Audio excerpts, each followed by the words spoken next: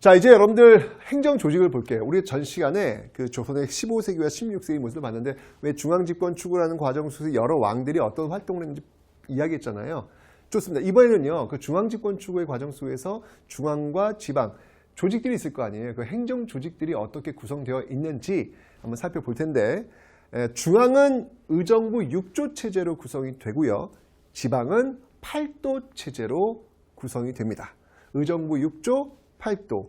고려는 이성 6부 그리고 5도 양계 체제였잖아요. 그죠? 조선은 의정부 6조, 8도 체제로 구성이 됩니다. 자, 먼저 중앙행정조직부터 한번 살펴보도록 하겠습니다. 자, 이렇게 중앙집권 추구를 위한 중앙 의정부 6조 체제가 만들어졌는데, 자, 이 중에서 여러분들 조직들을 공부할 때 어떤 조직들이 왕권을 강화시키는 조직이고 어떤 조직이 왕권을 견제시키는 조직인지를 좀 기억하실 필요가 있어요.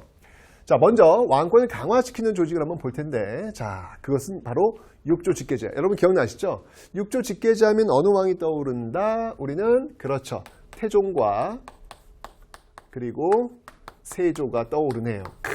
카리스마! 강력한 왕권을 강화시키려고 했던 그 왕들이 공통적으로 보였던 어떤 그런 모습들, 6조 직계제 있잖아요. 그죠? 그러니까 왕이 있고 의정부가 있고 그 다음에 6조가 있으면 2호 예병형공 6조가 있으면 이 왕이 6조로 그냥 바로 명을 내리는 거예요. 그래서 6조는 바로 실행토록 하는 것이죠. 의정부를 패스하는 그런 모습들이 바로 6조 직계제다라고 제가 설명드렸습니다. 왕권 강화와 관련된 그런 모습들이 있겠고, 그 다음에 승정원. 승자가 들어가면 여러분 이건 비서기능이에요. 고려시대도 여러분들 승선이 있잖아요. 중추원에 승선이 있었잖아요. 그죠? 비서기능입니다. 똑같아요. 승자 들어갔습니다. 여기서 이제 근무하는 이제 관리 중에서 우리가 기억할 만한 관리에 따른 도승지가 있겠네요. 도승지. 그죠? 네. 그 다음에 이건 비서기능이고, 의금부가 있어요. 의금부. 의금부는 뭐냐면 왕의 직속 사법기관이라고 보시면 돼요. 예. 이 의금부는 뭐 금부도사.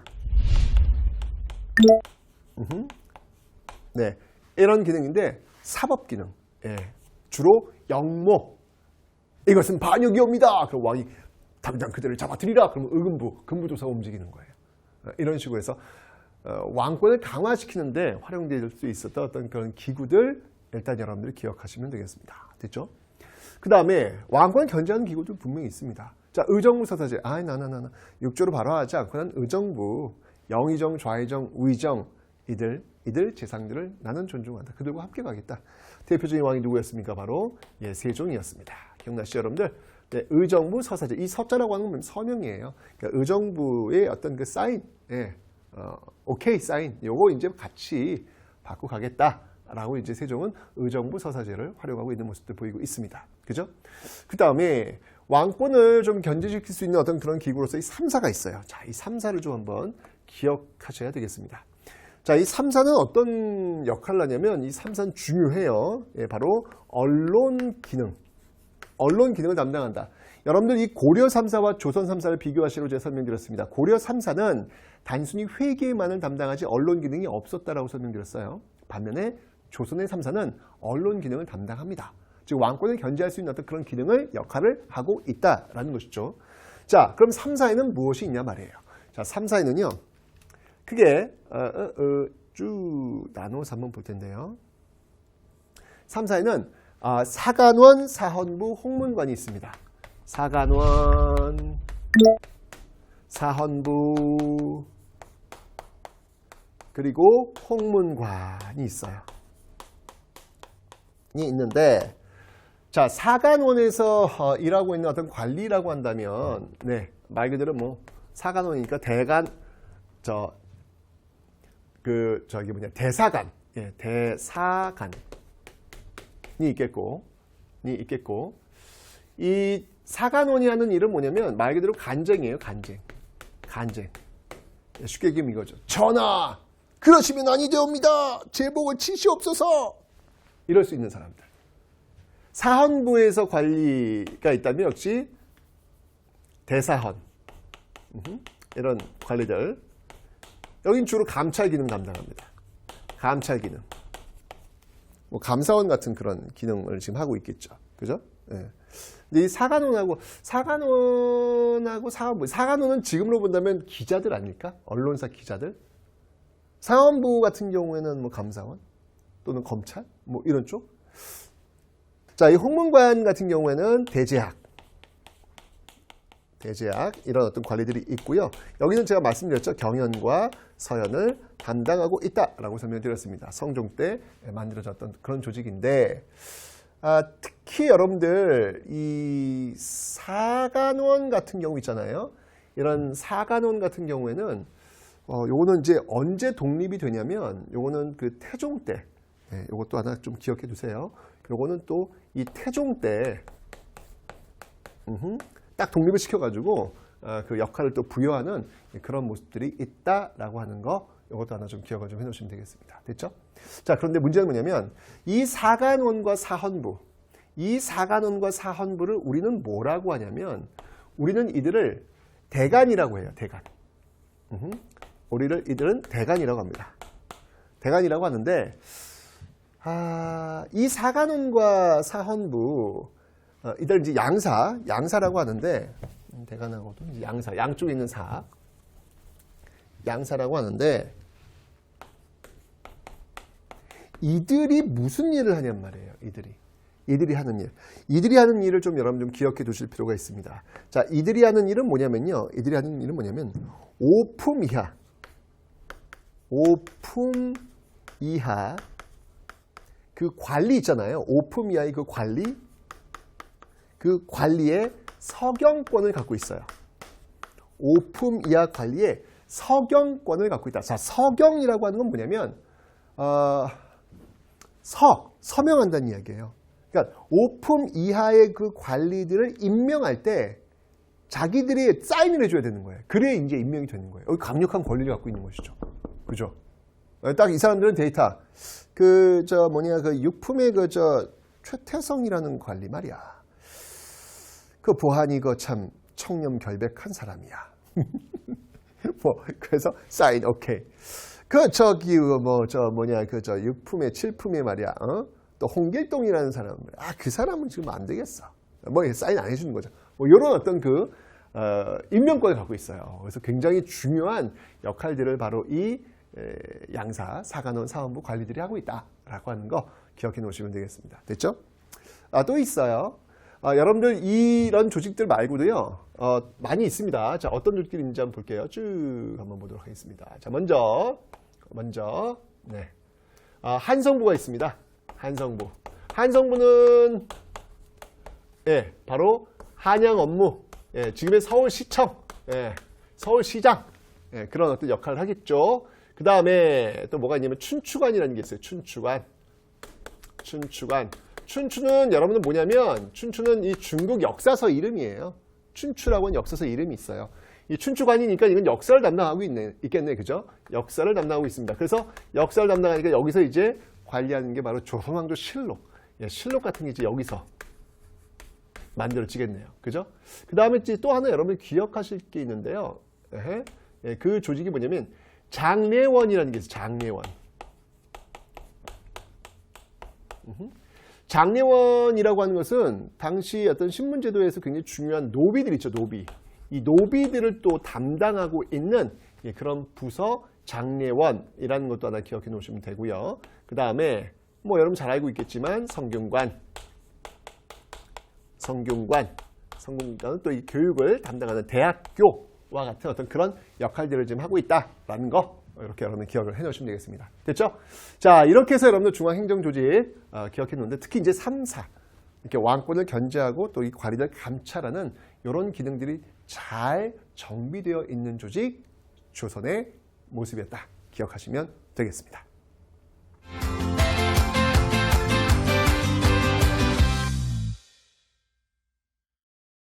자, 지방행정조직을 이제 한번 살펴볼게요. 역시 중앙집권축을 위해서 지방은 이렇게 8도 체제, 중앙은 의정부 6조, 지방은 8도 체제로 구성이 된다라고 설명드렸는데 중요한 게 있죠, 여러분. 고려시대랑 비교했을 때 고려시대는 5도 양계였어요. 5도는 행정적 성격이 강했고 양계는 군사적 성격이 강했다. 이렇게 이원화되어 있단 말이에요. 그죠? 그런데 지금 보시면 알겠지만 조선은 이렇게 8도, 일원화되어 있다. 일원화되어 있다는 게 바로 이 고려와의 차이점이라고 볼 수 있겠죠. 이제 이런 것들이 바로 이제 중앙 집권 체제의 완성이라고 이라는 것을 보여주고 있습니다. 자, 그럼 한번 어떻게 구성되는지 한번 볼 텐데, 자, 지방을 보는 거예요, 지금요. 이게 지방입니다. 자, 팔도가 있고요. 그 팔도를 다시 이제, 우리도 경상도가 있으면 또 경상도 밑에는 뭐 또 이렇게 무슨 시, 무슨 그 이렇게 나눌 거 아니에요? 똑같아요. 여기도 마찬가지로 부목, 군현, 인구나 중요도에 따라서 부목, 군현으로 나누게 됩니다. 자, 팔도에 파견된 지방관을 우리는 관찰사라고 하고요. 요 부목, 군현에 파견된 지방관을 우리는 수령이라고 합니다. 자, 먼저 이 관찰사부터 한번 좀 살펴볼 텐데요. 이 관찰사는요, 여러분들, 네, 이 수령을 이 수령을 관리 감독하는 그런 역할들을 지금 갖고 있습니다.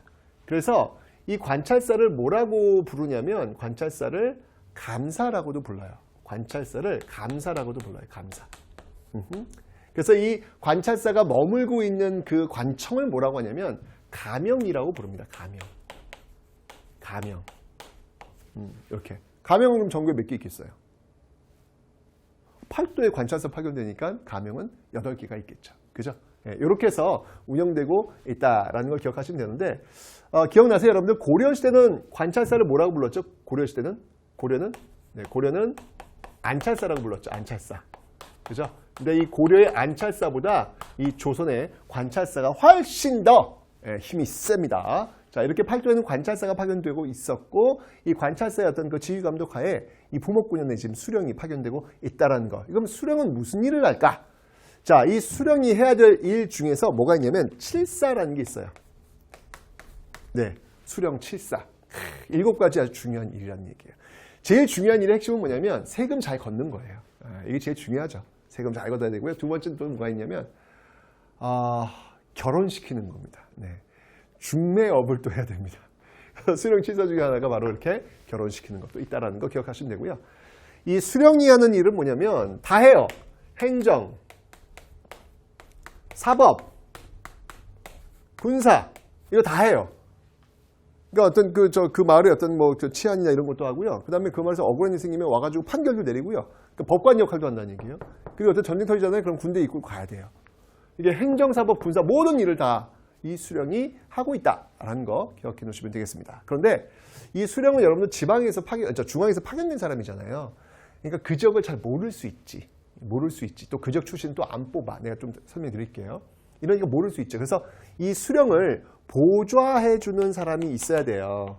예, 그 보좌해 주는 사람이 누구냐면 바로 향리다라는 겁니다. 향리. 자, 여러분 고려시대 향리와 비교하셔야 돼요. 고려시대 향리는요, 속군, 속현, 향, 부곡소를 다스리고 있는 실질적 지배 세력이라고 제가 설명드렸어요. 반면에 조선의 향리는 여러분 우리가 극에서 보이면 그 이방 이느냐라고 사도가 부르면 네 사도 뭐 이런 역할 있잖아요. 뭔가 좀 이렇게 약간 좀 간사하고 가볍고 뭐 그런 느낌들 있잖아요. 이건 고려의 향리가 아니라 조선의 향리예요. 그러니까 조선의 향리는 뭐냐면 지방관이 전부 다 파견되는 거예요. 다 파견되니까 그 지역을 실질적으로 다스리고 있는 향리의 역할이 축소될 수밖에 없는 것이죠. 그죠? 단순하게 지역을 다스리는 게 아니라 단순하게 수령을 보좌하는 역할로 떨어지게 됩니다. 그래서 수령의 역할은 떨어지게 되더라라고 하는 것. 하지만 향리도 나름대로의 어떤 그 자기들만의 자치 조직이 있어요. 그 향리들의 어떤 그 리스트를 뭐라고 하냐면 우리는 이거를 단안. 안이라고 하는 건 양안, 이건 토지 대장, 그죠? 단안, 이거는 이제 이 향리들의 어떤 그 리스트, 자기들 자치 조직이라고 보시면 됩니다. 안자. 그래서 단안이라는 어떤 그런 조직들을 좀 형성하고 있었다라고 하는 거. 그 정도만 여러분 기억해 놓으시면 되겠습니다. 됐죠? 자, 이렇게 가지고 이제 수령이 향리를 데리고 이 부목군을 다스리고 있는 어떤 그런 모습들 보셨는데, 중요한 건 뭐냐면 이 안찰사, 이 관찰사와 이 수령 있잖아요. 이 조선시대 일원화라고 제가 설명드렸어요. 이 관찰사와 이 수령이 조선시대의 가장 큰 특징은 무엇이다? 바로 모두 전국에 파견된다. 모두 파견된다. 전국에 파견된다. 라고 하는 특징을 여러분이 좀 기억해 놓으시면 되겠습니다. 됐죠? 그런데 이 파견의 어떤 원칙이 있어요. 예, 그 원칙은 뭐냐면 그 지역에 파견되고 그냥 주당창 거기 있는 게 아니에요. 임기제가 있어요. 임기제. 딱 정해져 있습니다. 그리고 또 있어요. 제가 방금 설명드렸죠? 그 지역 출신은 그 지역에 파견하지 않아요. 이걸 서로 피한다. 상피제, 임기제, 상피제와 같은 어떤 그런 방법을 통해서 그 지역에서 너무 오래 있거나 또는 또 아는 사람들이 있어가지고 부정과 비리를 저지를 수 있는 어떤 그 길을 막아내려고 하는 어떤 그런 파견의 원칙이 있다라고 하는 거 기억해 놓으시면 되겠습니다. 됐죠? 자, 이렇게 해서 이제 지금 지방관들이 파견되었는데, 그러면 여러분들 이거는 중앙에서 왕의 오른팔들을 파견한 거나 마찬가지잖아요. 그죠? 여러분 기억나요? 15세기는 중앙집권 추구하기 위해서 이런 혁명파사대부들 노력 많이 했다. 그런 어떤 일환이 나온 거예요. 그런데 중요한 건 뭐냐면 조선 건국에 참여하지 않았던 사람들이 있다 그랬죠? 네, 향촌에 낙향했던 사람들이 있더라. 그 사람들이 지향했던 건 뭐다? 중앙집권 아니었습니다. 향촌 자치였습니다. 그죠? 자, 그렇다면 이게 뭔가 충돌하지 않겠어요? 분명히 그 향촌에 이 사람들을 파견시킨 거란 말이야. 근데 그 향촌에 있는 그 양반들, 사족들은 원치 않아. 이들이 어떤 그 통치를 그렇게 좋아하지 않아요. 그죠? 분명히 뭔가 충돌이 있을 거예요. 자, 그 모습들 한번 살펴보도록 하겠습니다. 자, 이 부목 9년에는요. 이 부목 9년에는 당연히 사족들이 있습니다. 사족들이 있습니다. 우린 이들을 또 사림이다. 나중에 이제 사림파가 되는 거잖아요. 이들이 있어요. 당연히 이들은 이 중앙에서 파견한 이들과는 썩 그렇게 그냥 이럴 수 있잖아요. 그죠? 대립할 수 있는 어떤 그런 모습도 있잖아요. 이 사족과 사림들은요, 어떤 걸 통해 가지고 자신들의 어떤 그 권리, 자신들의 어떤 힘 이런 것들을 유지했냐? 그거 한번 볼게요. 자, 먼저 뭐가 있냐면 유향소라는 게 있습니다. 유향소라는 것이 있는데, 이 유향소는 어떤 곳이냐면 바로 그 지역의 여론을 형성하는 기구예요. 강력하게 그래서 이 중앙에서 파견된 이 사또와 이건 아닙니다! 얘기할 수 있을 거 아니에요. 그죠? 이런 유향소가 있고, 이 유향소에서 열리는 그 회의를 우리는 뭐라고 하냐면 이걸 우리는 향회라 그래요. 향회. 근데 이 향회에 참석할 수 있는 사람들의 리스트가 있어요. 역시 마찬가지로 그 리스트는 뭐냐면 바로 향안이라는 겁니다. 이 향안, 또 안자들은 리스트. 예? 그러니까 그 지역의 양반들이라는 얘기예요. 이 리스트에 들어간 사람들이 향회를 해가지고 이런 여론을 형성하는 기관이 바로 유향소다라는 겁니다. 그죠? 이런 걸 통해 가지고 중앙에서 파견된 사람들한테 압박을 넣을 수 있는 것이죠. 또 있어요. 뭐가 있냐면 서원이라는 게 있어요. 서원. 교육기관이에요. 교육기관입니다. 이거는 교육을 하는데 이 교육만 하는 게 아니라 제사도 담당합니다. 그 자신들이 어떤 그 모시고 있는 어떤 스승에 대한 제사 이런 것들도 좀 하고 있고요. 그 다음에 그 향약이라는 게 있어요. 향약. 향약은 뭐냐면 바로 그 지역의 농민들을 통제하는 거예요. 그 약속을 지켜라. 저 어려운 일 있으면 서로 도와라. 거짓말 하지 마라. 이런 식으로 해가지고 도덕적인 교환을 통해 가지고 또 약속을 지키도록 하는 이런 방법, 농민을 통제하는 어떤 이런 모습들이 있다라는 것이죠. 자, 나름대로 어떤 사족들의 어떤 그런 자치기구를 위한 어떤 그런 조직들이 분명히 있는데, 당연히 중앙에서는 이런 어떤 조직들에 대해서 견제하죠. 여기는 지금 중앙 집권 추구하려는 세력들인데, 그래서 특히 이 유향소 있잖아요. 이 유향소 같은 경우에는 중앙에서 따로 관리하는 조직이 하나 있어요. 그 조직이 뭐냐면 바로 경제소. 그러니까 유향소는 뭐냐면 있다는 거잖아요. 향촌에 있는 기구라는 얘기잖아요. 거꾸로 서울에 있는 조직이에요. 그게 뭐냐면 바로 경제소라는 조직. 경제소. 이거 서울에 있는 조직이라는 걸 통해 가지고 이렇게 견제하는 모습들도 있더라라는 얘기입니다.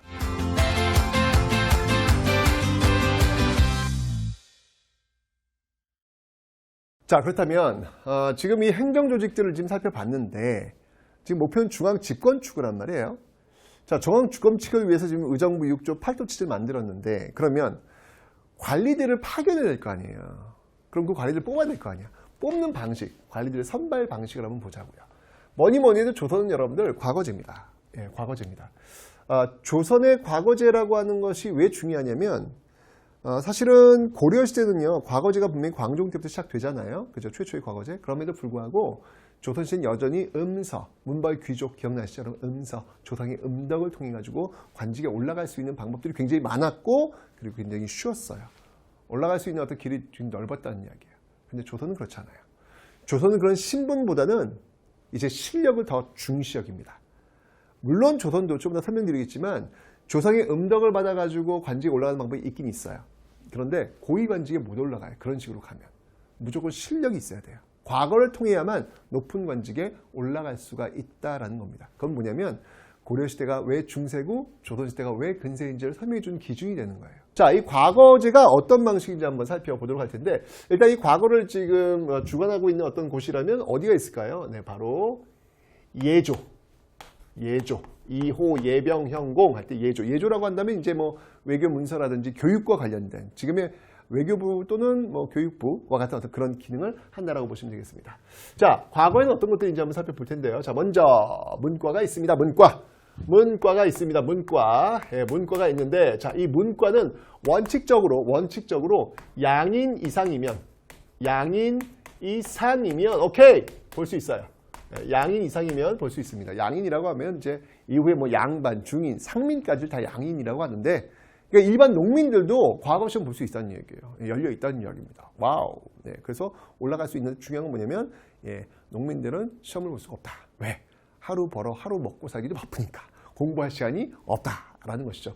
왜냐면 여러분들 이 문과 응시 너무 어렵습니다. 이거 매년 보는 시험 아니에요. 3년에 한 번 보는 시험이에요. 게다가 최종적 합격자는 33명밖에 안 뽑아요. 가문의 명예를 걸고 지금 막 달려들고 있습니다. 지금 평생 공부해도 이게 붙을까 말까 하는데 농사 지으면서 과거 본다고요? 불가능이라고 보시면 돼요. 오케이. 하지만 가능은 했다는 얘기예요. 법적으로. 서얼, 이거 못 보는 사람도 있어요. 이 문과 응시에 못하는 사람. 이 문과를 가야 높은 관직에 올라갈 수가 있거든. 근데 못 보는 사람도 있어요. 누가 있냐면 서얼들. 첩의 자식들. 안 돼요. 그리고 이 제가 한 부인의 아들. 이게 강력하죠. 이거 성종 때부터 이게 만들어진 건데 여러분 성종 때부터 그 여성의 지위는요 급격하게 하락해요. 그 급격하게 이 제가 금지법도 이제 성종 때 만들어지고요. 자, 어쨌든 이제 이런 것들도 한번 기억해 놓으시면 되고요. 그 다음에 이제 무과가 있어요. 무과가 있습니다. 자, 어떻게 있냐면 무과. 이순신 장군도 이 무과 출신이시잖아요. 그죠? 무과가 있는데 중요한 건 뭐냐면 이 승과는 없어요. 승과는 뭐냐면 승려되는 거잖아. 어때요, 여러분들? 이거는 지금 고려시대와는 정반대야. 고려시대는 무과가 없었고 승과가 있었잖아요. 그죠, 여러분들? 조선이 유교의 나라구나 라는 것을 지금 이렇게 보여주고 있습니다. 그 다음에 이제 중인들 선발하는 잡과도 있다라고 하는 거예요. 이렇게 문과와 무과와 잡과로 이제 구성되어 있습니다. 근데 이것뿐만 아니라 여러분들 또 관직에 나갈 수 있는 또 다른 방법이 있습니다. 근데 과거가 전부예요. 과거가 이제 대부분이에요. 두 번째는 뭐가 있냐면 이 천거라는 게 있습니다. 천거는 뭐 추천이에요. 추천. 이런 어떤 그 천거의 방식의 대표적인 게 뭐냐면 바로 여러분들 우리 아까 사화에서 배웠죠. 기묘사화. 바로 조광조가 있습니다. 조광조가 추천했던 혈량과. 이런 게 이제 천거의 어떤 그 대표적인 어떤 그런 제도라고 볼 수 있겠네요. 이 살인들, 지방에 있는 이 살인들을 좀 끌어올리기 위해서 이런 방식을 사용했다라는 거 기억하시면 되고요. 그 다음에 또 있어요, 여러분들. 세 번째 방식은 뭐가 있냐면 문음. 이게 이제 고려시대 음서와 같은 제도가 되겠습니다. 문음. 고려시대 음서는 여러분들 5품 이상이었죠. 근데 조선의 문음은 2품 이상에 한합니다. 이거 훨씬 더 그 범위도 좁아진 거예요. 그리고 나서 이 출신들조차도 고위 관료 올라가는 건 어려워요. 범위는 좁아졌고 혜택은 더 적어졌고. 역시 조선은 실력을 더 중시하는 그런 나라구나라는 걸 알 수 있습니다. 그 다음에 네 번째, 여기까지 이제 양반들 뽑는 방식이었고요. 이제 중인들 뽑는 방식, 잡과 가서 볼 수 있는데 또 이런 것도 있어요. 취재라는 게 있습니다. 취재. 이건 주로 이제 기술직들에 해당하는 건데, 그냥 기술이 뛰어나면 되는 거예요. 이게 혹 잡과를 안 보더라도 기술, 특정한 어떤 그 기술이 있으면 들어갈 수 있는 어떤 취재가 있습니다. 이런 건 이제 주로 하급 관리, 하급 관리들이 응시하는 어떤 그런 방식이었다라는 거. 이런 방법들을 통해 가지고 이 중앙과 지방의 관리들을 파견하고 있다라는 것입니다. 제일 중요한 건 뭐냐면 고려에 비해서 상대적으로 사다리 위로 올라갈 수 있는 실력에 의해서 위로 올라갈 수 있는 그 사다리 폭이 더 넓어졌다. 그래서 중세 고려보다 이 근세 조선이 좀 더 진일보한 사회다라고 이야기할 수 있는 것입니다.